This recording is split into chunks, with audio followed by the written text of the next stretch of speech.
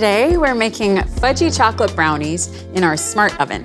Start by setting your rack to the bottom position and turn the function dial to bake.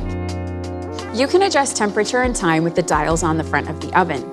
Now, let's preheat the oven to 350 degrees Fahrenheit.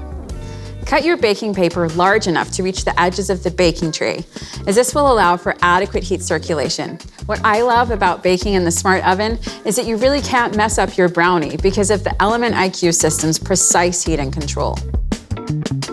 Position the tin in the middle of the oven.